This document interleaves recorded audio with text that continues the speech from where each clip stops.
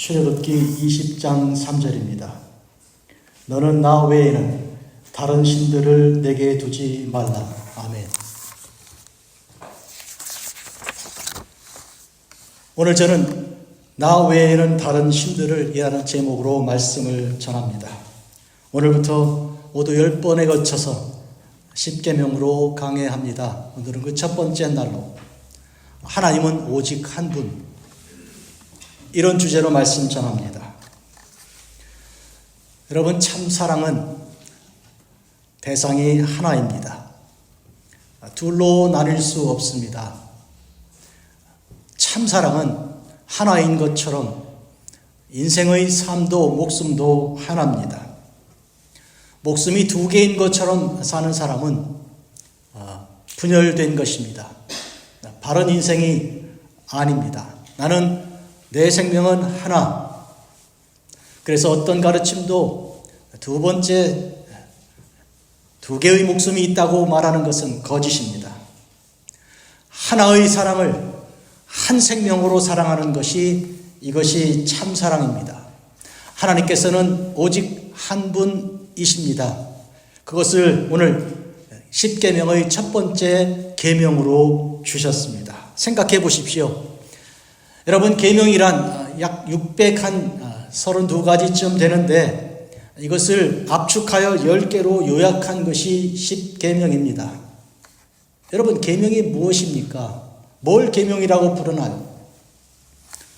명령입니다. 명령은 우리가 우선 느끼는 것은 부담이죠. 우리에게 짐을 지우는 것 같이 하라 하는 거니까, 혹은 하지 말라 하는 것이니까 나의 본성과 나의 즐거움에 반하는 것처럼 느껴져. 내가 자유한 사람인데 내가 명령을 받아야 돼. 누가 나한테 명령한다는 거냐? 이렇게 생각하기가 쉬운데요. 그러나 여러분, 하나님의 명령은 우리에게 생명입니다. 그게 무슨 뜻인가 하면 하나님께서 허락하신 모든 좋은 것은 전부 다 명령으로만 우리에게 주셨습니다. 천지를 창조하실 때 빛이 있으라 명령이었습니다. 이후에 모든 삶은 우리에게 축복 다 명령으로 주신 것입니다. 왜 명령으로 주셨는가 하면 우리는 그것을 할 수도 없고 알 수도 없고 깨달을 수도 없기 때문에 오직 명령으로야 비로소 그 좋은 것을, 귀한 것을 받을 수밖에 없기 때문입니다. 애굽에서 나올 때도 부르짖고 구해달라고 외치긴 하였으나 그러나 명령하지 않고서는 나오지 못하였습니다. 그들은 애굽을 더 좋아하였고 종살이를 더 원하였습니다. 나온 길에도 그들은 지도자를 세워 돌아가자고 했습니다. 명령받지 않고 명령이 계속되지 않고 그들은 절대로 구원받을 수가 없습니다. 죽은 자를 살리신 부활도 명령이었습니다. 나사로야 나오라 명령을 하셨을 때 나사로가 죽음 가운데서 일어났습니다. 부활보다 더 좋은 것이 무엇이 있습니까? 그런데 그 부활은 우리에게 선택으로 주신 것이 아니고 명령으로 주신 것입니다. 부활은 명령입니다. 죽은 자가 부활하고 살아났다면 그것은 명령을 받았기 때문인데요. 이것은 죽은 지 나흘 됐던 나사로에게만 국한된 것이 아니고 에스겔에게 보여주신 바 골짜기 쌓여있던 수북이 쌓인 마른 뼈들입니다. 얼마나 됐는지, 몇십 년이 됐는지 우리 알 수 없는 그 뼈들에게 무슨 소망이 있습니까? 하나님께서 명령하시니 그들이 척척척 맞아서 모양을 세웠고 그리고 사라졌던 살이 돌아오고 피부가 덮였습니다. 그리고 생기가 사방에서 그들에게 몰려와 돌아왔습니다. 그들은 군대로 일어났습니다. 이 모든 일들은 다 명령받아 된 것입니다. 그런데 하나님의 명령은 아무에게나 주지 않습니다, 여러분. 사랑하는 자에게 주시는 것입니다. 사랑하는 자에게 사랑하기 때문에 그 명령대로 살아야 살기 때문에 주신 것입니다. 명령은 그러므로 축복입니다. 한데 모든 명령은 하나님의 약속과 함께 들어 있습니다. 한마디로 말하면 하나님께서 명령하실 때는 그냥 우리가 할 수 없는데도 해보라는 그런 것이 아니라 내가 도와주겠다고, 내가 그것을 이루겠다는 약속과 함께 들어 있습니다. 오늘 본문에 나 이외에 다른 신을 내게 두지 말라 하신 것은 하나님께서 집중하여 나에게 당신의 그 온 모든 것을 다 걸고 우리를 사랑하신다는 약속이 들어있는 것입니다. 내가 너희에 대하여 그러하니 너희도 나에 대하여 그러하라, 이런 뜻이 오늘 주신 명령이죠. 내가 너희에 대하여 너희만 사랑하니 너희도 나를 사랑하라. 다른 데 마음 두지 마라. 다른 데 눈길 주지 마라. 그런 뜻입니다. 그러므로 명령은 약속과 함께 허락하신 하나님의 축복입니다. 그러니 명령을 들을 때 우리는 마음이 기쁘고요, 즐겁고 감격스러운 것입니다. 오해하면 이 부담이 왔네 그러는데 그게 아니고 기쁨입니다. 그래서 우리가 기쁘도다, 항상 기쁘도다, 주 명령 따를 때 늘 기쁨이 충만한 고백하는 것입니다. 이 세상에는 사실 소위 신들이 많이 있습니다. 신을 하나님이라고 부르고 하느님 이렇게 부르기도 하는데, 토속신앙에서 무당들이 주로 의지하는 것을 만신이라고 부릅니다. 옛날에 제가 한국에서 20대 때 목회할 때 무당을 찾아가서 머리에 손 얹고 기도하여 그때부터 예수 믿고 구원받은 그런 일이 있는데, 그 집이 만신을 섬기는 무당입니다. 이후에 자기의 무당 방을 문을 열고 그 많은 신들을 꺼집어내가지고 불태워달라고 요청해서 불을 다 질러 태웠습니다. 구약의 배경인 애굽이나 가나안 땅, 그리고 메소포타미아 그 지역에 셀 수 없이 많은 신들이 있습니다. 신약의 배경이 된 그리스와 로마에도 신들이 그렇게 많이 있습니다. 로마에 가보셨습니까? 판테온이라고, 만신전이라고 번역하겠는데, 모든 신들을 위한 다 모아놓은 그런 신전을 예수님 오시기 27년 전에 건축했고요. 건축학적으로 굉장히 특별한 그런 아주 지금까지도 온전히 있는데요. 그런데 7세기 이후에 들어서 교회당으로 사용한 그런 바 있습니다. 일본은 얼마나 많은 신들이 있는지 1000개도 넘고 2000, 3000개도 넘습니다. 집 바깥에도 있고 집 안에도 있고, 집 안에는 또 부엌에도 있고, 부엌에는 또 각 집기들마다 혹은 별게 다 신이라고 다 이름 붙어 있습니다. 정말로 이 세상은 그렇게 보면 신들이 그렇게 많은 것처럼 보이는데, 오직 하나의 신만 있고 다른 신은 없다, 있어서는 안 된다 하는 것이 오늘 명령이라면, 그러면 예수 믿는 사람들은, 성경대로 사는 사람들은 세상에서 정말 소수일 수밖에 없고 다른 사람들로부터 멸시당할 수밖에 없게 그렇게 되었습니다. 왜냐하면 다른 사람들은 신을 많이 가지고 그렇게 너그럽게 살고 있기 때문입니다. 자기들이 많은 신을 섬기니, 그러니 다른 신들에 대해서, 처음 들어보는 신에 대해서도 별로 그렇게 다른 반감이 없습니다. 한데 유일하게 예수 믿는 사람들만 하나의 신을 고집하고 나머지는 다 우상이라고 하니까, 그래서 사람들에게 멸시당하고 박해를 받는 일인데요. 오늘 그래서 좀 진지하게 한번 깊이 생각해 보는 것입니다. 세상에 소위 종교라는 것은 크게 둘로 나눌 수가 있는데, 하나는 신은 하나다라고 믿는 유일신 신앙이 있고, 또 다른 여러 많은 신들이 있다고 믿는 그런 다신교가 신앙이 있습니다. 유일신 신앙은 특히 보면 우리 예수 믿는 기독교가 있고, 그리고 가톨릭이, 그리고 유대교가, 그리고 이슬람, 이와 같이 정리할 수 있습니다. 소위 아브라하믹 릴리전이라고 하는데, 아브라함을 믿음의 조상으로 여기는 그런 종교들입니다. 한마디로 구약 성경을 다 공통으로 가지고 있습니다. 그런데 유대인들은 구약 성경만 가지고 있고요, 우리 기독교는 신약 성경까지 하여 성경 전서로 그렇게 우리가 이제 하나님 말씀을 받고 있습니다. 그런데 이슬람은 여기에다가 하나를 더 보태 코란을 덧붙였습니다. 그들이 구약도 인정하고 신약도 갖고 있지만, 그러나 코란을 덧붙임으로 완성자는 예수님이 아니고, 신약의 예수님이 아니고 코란에 있는 마호메트가 됩니다. 그렇게 되면 예수님도 앞에 있는 많은 예언자들 중에 하나에 불과하다는 그들의 주장입니다. 굉장히 비슷해 보이지만 사실은 굉장히 틀린 것입니다. 성경에서 우리가 아는 대로 성경에서 뭘 빼도 안 되고, 유대인들처럼 신약을 빼서는 안 되는 것입니다. 또 무엇을 더해도 안 되는 것이 이슬람처럼 코란을 더해서도 안 되는 것입니다. 그런데 이와 같이 이슬람처럼 더하여 이와 같이 하나님의 말씀을 왜곡한 무리들이 많이 있는데요. 우리가 아는 몰몬경을 더하였고요. 또 통일교 원리강론을 더하였습니다. 안식교 엘렌지 와이스의 글들을 더하였습니다. 이와 같이 더하거나 빼거나 모두 다 하나님의 온전하신 말씀을 왜곡하는 그런 일이 있습니다. 하나님께서는 유일신을 믿는 신앙이라고 해도 바른 신앙을 가질 것을 이 시간 특별히 우리에게 가르쳐 주고 계십니다. 이 유일신교의 핵심은 삼위일체입니다. 하나님은 아버지 하나님, 아들 하나님, 성령 하나님 삼위로 계시지만 그러나 한 분이시다. 이 신비한 것인데 세상에는 얘를 우리가 찾아낼 도리가 없습니다. 그래서 삼위일체는 그 자체로 믿는 그 신비함이 있는 것인데요. 이 중에 특별히 우리에게 오신 아들 하나님이신 예수님이 참 중요합니다. 왜냐하면 이 예수님을 통해 우리는 하나님, 아버지 하나님을 알 수 있는 것이 예수님을 보내신 예수님의 아버지 하나님으로 우리가 바로 알 수 있기 때문이죠.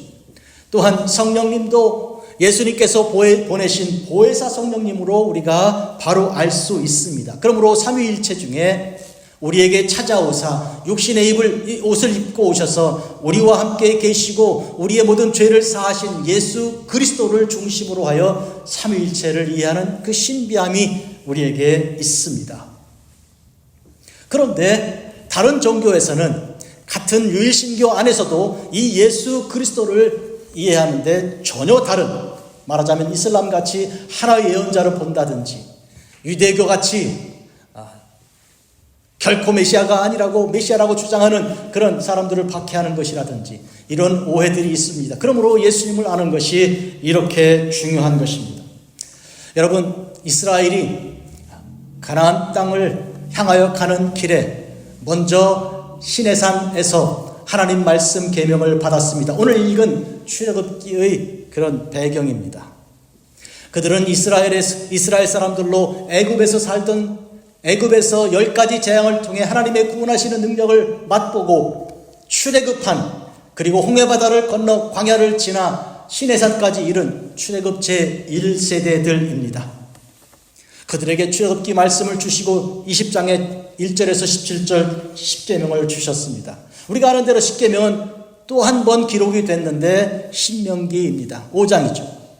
이것은 40년쯤 지난 후에 이번에는 광야 저쪽에서 요단강을 바라보는 모압 땅에서 출애굽에서 현장에서 그 경험했던 자들이 아니고 광야에서 태어난 제2세대 사람들, 애굽 땅을 알지 못하고 출애굽의 그 아름다운 신비함을 모르는 그 사람들에게 주신 두 번째 계명이 신명기이고 그들에게 허락하신 그런 말씀이 신명기입니다. 두 번째 여기 기록됐습니다.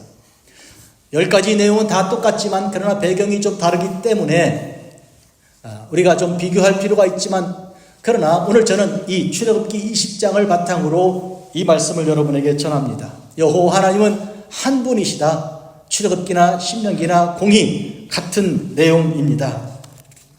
여러분, 이 모세의 뒤를 이은 여호수아가 가나안 땅에 이스라엘 백성들을 인도하여 들어갔습니다. 요단강을 건넜고, 그리고 출애굽기 여호수아 40장 중에 24장 중에 처음 12장은 가나안 땅을 정복하는 그런 전쟁 이야기들입니다. 그리고 나머지 12장은 가나안 땅을 분배하여 12지파들이 각각 땅을 받는 그런 장면인데, 마지막 부분에서 여호수아가 세상을 떠나기 전에 세겜에서, 가나안 땅의 중심인 세겜에서 백성들을 모두 모아서 계약을 맺습니다. 만일 여호와를 섬기는 것이 너희에게 좋지 않게 보이거든 너희 조상들이 강 저쪽에서 섬기던 신들이든지 오늘 너희가 거주하는 땅에 있는 아무리 족속의 신들이든지 너희가 섬길 자를 오늘 택하라. 오직 나와 내 집은 여호와를 섬기겠노라. 이 말씀으로 이스라엘 백성들에게 말하자면 영적인 도전을 한 것입니다. 그들이 살던 강 저쪽에 살던 지역은 다 다신교 여러 신앙들이 있었던 그런 곳이고, 지금 그들이 들어와 사는 가나안 땅도 마찬가지로 수많은 이런 다양한 그런 신들이 존재하는 땅입니다. 여기서 그들은 오직 여호와 하나님, 천지를 창조하신 하나님, 이스라엘을 애굽에서 구출해내신 그런 구원의 하나님만 섬길 일에 대하여 그는 말하고 있습니다. 오직 나와 내 집은 여호와를 섬기겠노라. 여호와 하나님을 섬기는 것, 그것이 좋지 않게 보인다면 그러면 너희들은 다른 신을 선택할 수 있다. 여기서 백성들이 대답하지요. 우리가 결단코 여호와를 버리고 다른 신들을 섬기기를 하지 않겠습니다. 이는 우리 하나님 여호와께서 친히 우리와 우리 조상들을 인도하여 애굽 땅 종 되었던 집에서 올라오게 하시고 우리 목전에서 그 큰 이적을 행하시고 우리가 행한 모든 길과 우리가 지나온 모든 백성 중에서 우리를 보호하셨기 때문입니다. 여호와께서 또 모든 백성과 이 땅에 거주하던 아무리 족속들을 우리 앞에서 쫓아내셨기 때문이지요. 한마디로 말하면 우리가 여호와께서 한 분이신 줄 아는 것은 애굽에서 우리를 인도하신 그 하나님, 그 구원의 하나님께서 가나안에 들어와서도 가나안 사람들을 쫓아내시고 우리를 이 땅에 거주하게 하신 한 분 하나님이신 줄을 믿기 때문입니다. 이와 같이 그들은 고백하며 우리는 한 분 여호와 하나님만 섬기겠다고 그렇게 여호수아에게 대답하였습니다. 여호수아는 이에 대하여 너희가 여호와를 능히 섬기지 못할 것은 그는 거룩하신 하나님이시요 질투하는 하나님이시니 너희의 잘못과 죄들을 사하지 아니하실 것임이라. 만일 너희가 여호와를 버리고 이방 신들을 섬기면 너희에게 복을 내리신 후에라도 돌이켜 너희에게 재앙을 내리시고 너희를 멸하실 것이다. 여기서 하나님께서는 질투하는 하나님이시라는 것을 여호수아가 강조하고 있습니다. 성경은 많은 곳에서 하나님의 속성 중에 하나로 질투를 말합니다. 사랑하기 때문에, 사랑은 하나이기 때문에 그래서 그만큼 질투도 무서운 것입니다. 아가서에 보면 사랑은 죽음보다 강하지만 질투의 불꽃은 또한 그만큼 강하다고 기록했습니다. 우리 하나님께서 결코 다른 신을 용납하고 허락하지 않으실 것에 대해서 지금 여호수아가 말합니다. 혹시 다음에라도 축복받은 다음에라도 그런다면 하나님은 모든 축복을 다시 없던 것처럼 하여 너희를 멸하실 것이라 그렇게 경고한 것이죠. 그때 백성들은 우리가 압니다. 우리가 여호와를 섬기겠습니다. 그렇게 대답했고 여호수아는 너희가 여호와를 택하고 그를 섬기리라 했으니 스스로 증인이 되었다. 너희들 스스로가 증인이 되었다. 그렇게 말해. 그들은 우리가 증인이 되었습니다. 응답하였습니다. 여호수아는 그들과 언약을 맺고 율례와 법도를 제정하고 또 큰 돌을 가져다가 하나님 율법에 기록하고 거기에 세우고 상수리 나무 아래 세우고 백성들에게 이 돌이 우리에게 증거가 된다고, 하나님 말씀을 기록한 이 돌이 우리에게 증거가 된다고 말했습니다. 첫째로 우리 자신이 증거가 된다고 말한 이스라엘 사람들에게 이제 돌과 기록한 하나님 말씀을 그렇게 증거로 세우는 것입니다. 여러분, 우리가 증거가 된다면 우리 속에, 우리 마음에 하나님 말씀이 새겨진 것을 말합니다. 잊지 않는 동안에, 기억하고 있는 동안에 우리는 하나님의 증인이요, 우리의 삶이 증거하는 것은 하나님, 살아계신 유일하신 하나님이라는 것입니다. 또한 우리가 기록된 말씀을 볼 때마다 그 말씀을 통해 하나님께서는 한 분이심을 분명히 알고 확증하는 것입니다. 성도 여러분, 그런 의미에서 우리가 하나님께서 한 분이심을 우리는 역사 속에서 우리를 구속하신 그 구속의 은혜 가운데, 죽음 가운데 나를 살리신 분으로 우선 확증한 것이 이스라엘의 신앙 고백이었습니다. 애굽에서 우리를 살려내셨습니다. 여러분에게 여쭙습니다. 여러분들은 하나님께서 한 분이심을 어떻게 아십니까? 죽음 가운데 나를 살리기 위해서라면, 그러면 당신이 목숨을 내려놓으시고 나를 그만큼 사랑해야 할 것인데, 그분은 다른 신이 아니라 세상에 있는 이 사람도 말하고 저 사람도 말하는 신이 아니고 오직 나의 창조주 하나님, 나의 구속자이신 나의 하나님, 당신의 아들을 십자가에 못 박으신 그 하나님 외에 달리 없다는 것을 고백하기 때문입니다. 이로써 이 믿음 가지면 우리는 이 하나님께서 한 분이심을 말하는 증인이 되는 것입니다. 누구든지 우리를 만나면, 누구든지 우리에게 말을 듣자 하면 하나님 한 분이심을 말하고 증거하는 증인이 되는 것입니다. 여러분, 예수님 말씀을 들어보십시오. 한 사람이 두 주인을 섬길 수 있는가? 없다. 혹 이를 미워하고 저를 사랑하거나 혹은 이를 중히 여기고 저를 정히 여기기 때문이다. 너희가 하나님과 재물을 겸하여 섬기지 못한다. 마태복음 6장 24절입니다. 어찌 한 사람이 두 주인에게 마음을 나누어 섬길 수 있습니까? 절대로 그렇게 할 수 없다는 것이죠. 그런데 그 두 주인이란 하나님 혹은 재물입니다, 여러분. 여기서 이 재물이라는 것은 셀 수 없이 많은 신들, 수천 수만의 신들이 동서고금을 통해 이미 있다고 말씀드렸는데, 종합하면, 정리하면, 한마디로 말하면 물질신입니다. 전부 다 물질 번성을 약속하는 신들이기 때문이기도 하고요.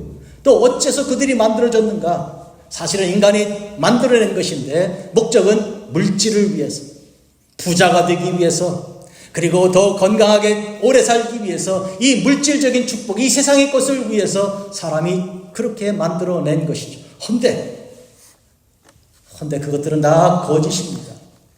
살아계신 하나님이 아니고 그들은 다 죽은 것들이죠.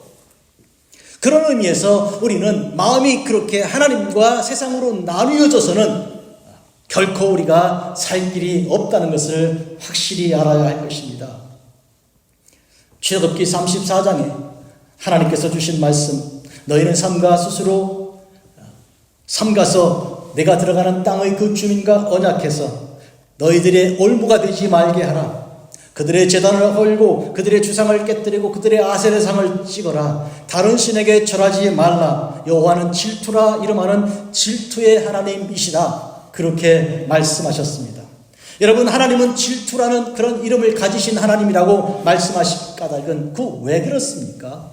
우리가 그렇게 마음을 나누었다가는 두 주인을 섬기다가는 우리가 죽을 것이기 때문입니다. 우리가 멸망당할 것이기 때문입니다. 이미 서두에 말씀드린 것처럼 참사랑이란 하나입니다. 한 사람을 위해서 나의 모든 삶을 다 하나뿐인 생명을 바치기로 하는 것이 참사랑이지. 이 사람도 사랑하고 저 사람도 사랑한다면 그거는 가짜입니다. 그 가짜 사랑은 결코 생명을 줄 수 없습니다. 이것처럼 우리가 한 참사랑을 우리가 하나님께 드리기로 한 까닭은 무엇입니까? 어째서 우리가 그렇게 해야 하고 또 할 수 있습니까? 사랑은 본래 우리에게 난 것이 아니요 하나님께로부터 난 것입니다. 사랑은 여기 있으니 우리가 그를 사랑한 것이 아니요 그가 우리를 사랑했기 때문입니다. 그분이 우리에게 사랑이 뭔지를 가르쳐 주신 것이죠. 당신의 아들을 이 땅에 오게 하시고 우리를 다 돌보시고 발견해 찾아내시고 잃어버렸던 우리를 구속해내시고 수치스러운 고통스러운 십자가를 지시고 우리를 위해 죽으셨기 때문이죠. 그게 사랑인 것을 우리가 예수님을 통해 알고 배우게 된 것입니다. 그러므로 사랑은 여기 있으니 그 참사랑은 하나님의 사랑입니다. 한 분 하나님께서 우리에게 주신 전폭적인 사랑, 그 사랑 안에서 우리는 결코 다른 데 눈길을 줄 수 없습니다. 이스라엘아, 너희가 어찌하여 죽고자 하느냐? 너희가 어찌하여 죽고자 하느냐? 우리 주님께서 주신 질문입니다. 에스겔입니다. 에스겔 18장 30절 31절. 이스라엘 족속아, 내가 너희 각 사람이 행한 대로 심판할지라. 너희가 돌이켜 회개하고 모든 죄에서 떠날지어다. 그리한즉 그것이 너희 죄악의 걸림돌이 되지 아니하리라. 너희는 너희가 범한 모든 죄악을 버리고 마음과 영을 새롭게 할지어다. 이스라엘 족속아, 너희가 어찌하여 죽고자 하느냐? 정말로 죽고자 하는 것에 대하여, 우리가 죽으려고 하는 그 일에 대하여 하나님은 원하지 않습니다. 사랑하지 않는다면 그냥 내버려 두겠지요. 마음대로 해봐라. 그러나 하나님 그러고 싶지 않으신 것입니다. 우리를 살리고 싶으신 것이죠. 왜냐하면 우리를 사랑하기 때문이죠. 에스겔 18장 32절 주 여호와의 말씀이라. 죽을 자가 죽는 것도 내가 기뻐하지 아니하노니 너희는 스스로 돌이키고 살찌니라. 스스로 돌이키고 살찌니라. 살아라.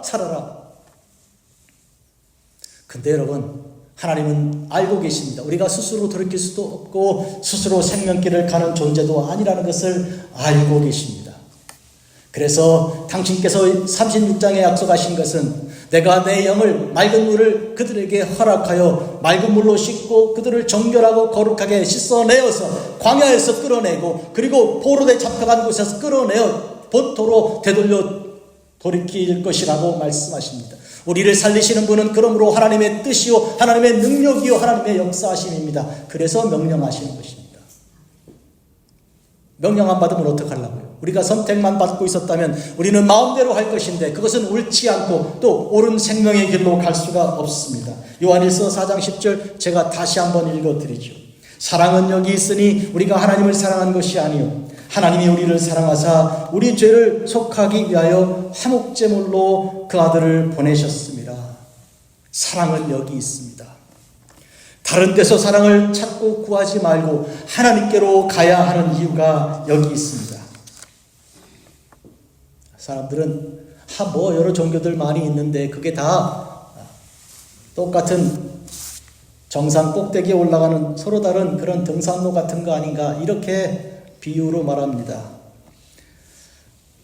기독교는 기독교대로 불교는 불교대로 이렇게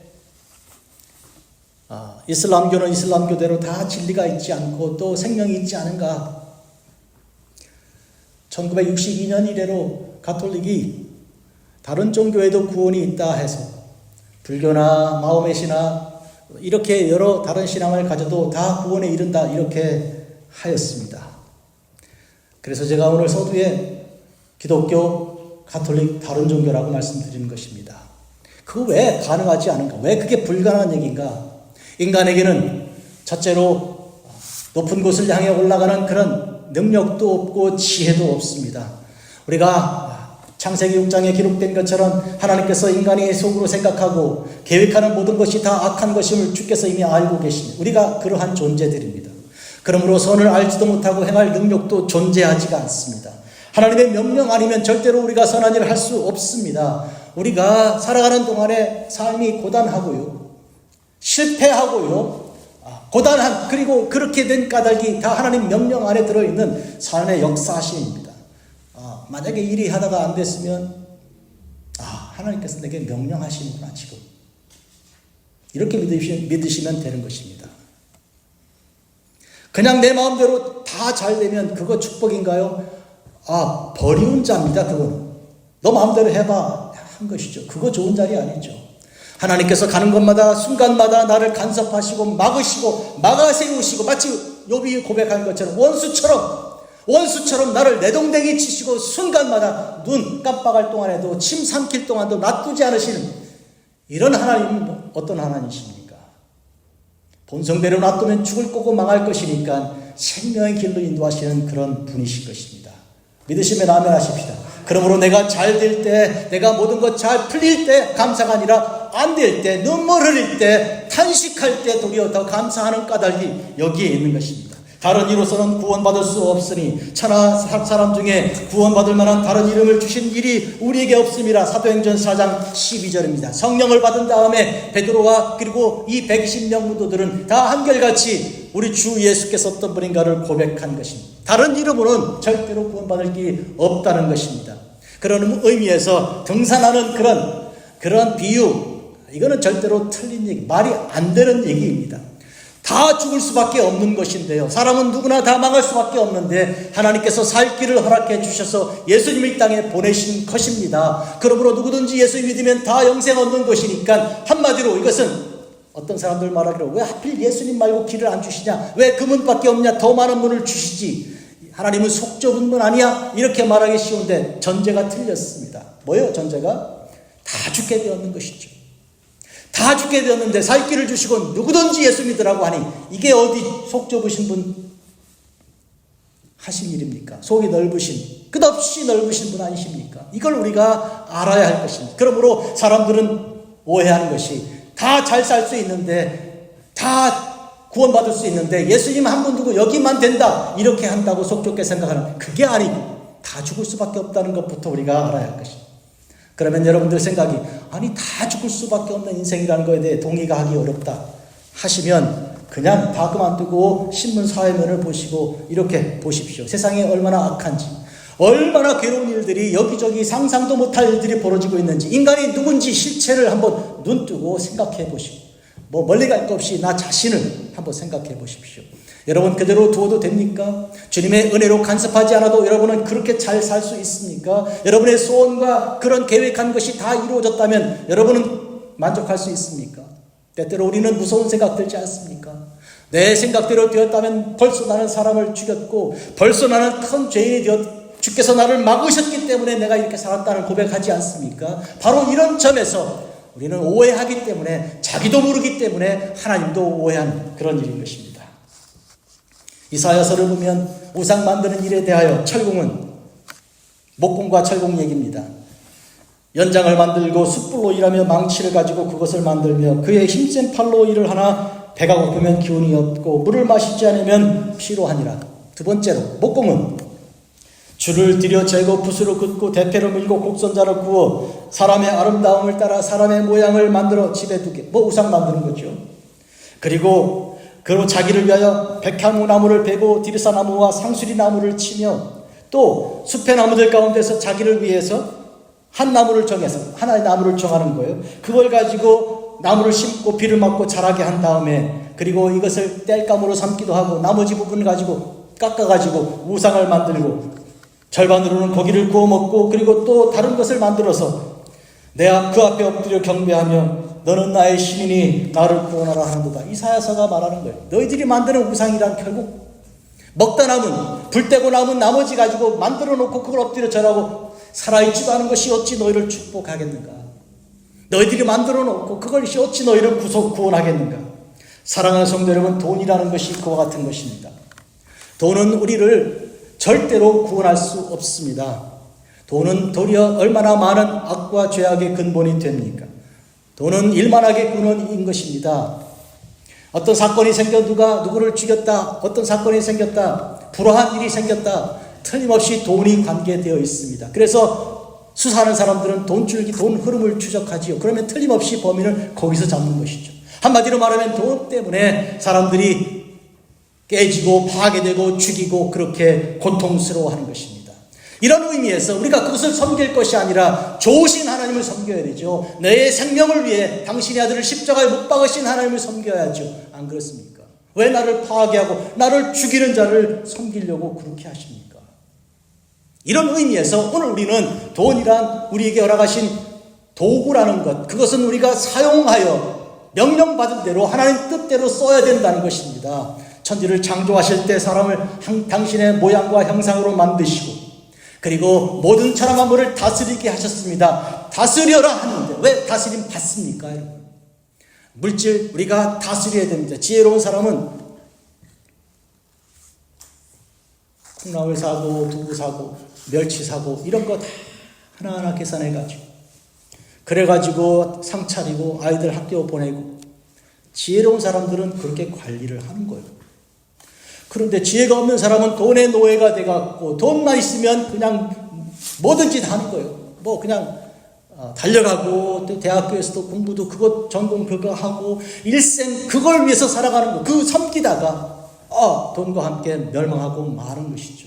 한마디로 말하면 이용하고 활용하고 그리고 명령을 내려서 그것을 써야 되는데 반대로 쓰임받고 그의 종이 되고 그의 노예가 되는 이런 완전히 주객이 전도되는 거예요. 주인인데 왜 종로로 타십니까? 다스리라고 하셨는데 그러므로 지혜 있는 사람은 많은 돈이 아니고 적은 돈을 가지고도 효과적으로 따뜻하게 상을 차려내고 아이들을 기르고 주께 영광을 올려드리고 찬양하는 사람이지요. 많은 돈을 가지고 하나님께서 그걸 원했다면 왜 부자에게 팔아 가난한 사람에게 주고 빈손으로 오라고 그러셨겠습니까? 그 돈 좀 내가 네 돈 좀 쓰자 그러시지. 네 돈 좀 내가 쓰자 하실 텐데 주님은 그렇게 하지 않으시고 다 주고 너 빈손으로 와. 필요 없어. 다 필요 없어. 난 내가 필요하지 너희 돈이 필요한 게 아니야. 예수님께서 자기를 믿은 유대인들에게 말씀하셨습니다. 너희가 내 말에 거하면 내 참 제자가 되고 진리를 알지니 진리가 너희를 자유케 하리라. 진리가 너희를 자유케 하리라. 사람들은 이 진리에 대해서 그게 뭔가 소위 요새 AI까지 포함되는 그런 어떤 정보인가 정보력인가 그렇지 않습니다. 주께서 구체적으로 말씀하기 위해서 요한복음 8장 36절 이어서 말씀하십니다. 그러므로 아들이 너희를 자유롭게 하면 참으로 너희가 자유로우리라. 한마디로 진리가 너희를 자유케 하리라 했고, 그 다음에 아들이 너희를 자유롭게 했다면, 이 두 문장을 더하면 진리란 곧 아들이란 얘기가 되죠. 하나님께서 과연 아들을 이 땅에 보내실 때 진리 말씀 태초부터 계셨고 하나님과 함께 계셨고 하나님이신 그 진리 말씀을 이 땅에 육신을 입고 오게 하신 것입니다.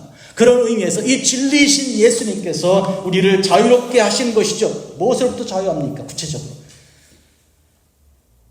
우상으로부터, 다른 거짓된 신들로부터, 속임으로부터, 죽음의 길로부터 우리를 자유롭게 하여 주시는 것입니다. 예수께서 이르셨습니다. 내가 곧 길이요 진리요 생명이니 나로 말미암지 않고는 아버지께로 올 자가 없느니라. 너희가 나를 알았더라면 내 아버지도 알았으리로다. 이제부터는 너희가 그를 알았고 또 보았느니라. 이미 말씀드린 것처럼 우리는 예수님을 통해 하나님을 아는 것이고 삼위일체의 신비함은 예수 그리스도를 통해 우리에게 알려진 바가 된 것이죠. 알려고 하고 그러면요, 인간이 하나님을 아는 쪽으로, 파헤치는 쪽으로 가면 아버지 직장에서는 이사님이고 집에 와서는 아버지고 또 교회 가서는 집사님이니까 이 삼위일체 이런 식으로 이해한다든지 그렇게 하여 오해를 하게 되는 그런 것이 아니죠. 그런 의미에서 오늘 우리는 하나님을 참으로 아는 일은 내게 알려주신 바가 된 것이죠. 내가 깨닫는 것은 채 아닌 것이죠. 그럴 수 없는 것이죠. 빌립은 말합니다. 아버지를 우리에게 보여주십시오. 그러면 족하겠습니다. 그때 주님께서 빌립아, 내가 이렇게 오래 너희와 함께 있었을 때 네가 나를 알지 못하느냐? 나를 본 자는 아버지를 보았거늘 어찌하여 아버지를 보이라 하느냐? 요한복음 14장 8, 9, 10입니다. 그러므로 우리는 하나님이 한 분이신 것을, 나를 찾아오신, 나를 구원하신 예수님을 통해 알게 되는 것이고, 이것은 내게 계시로 주신 말씀이고 우리에게 믿음이 되고 생명이 되는 말씀인 것입니다. 결론지어 말씀드리겠습니다.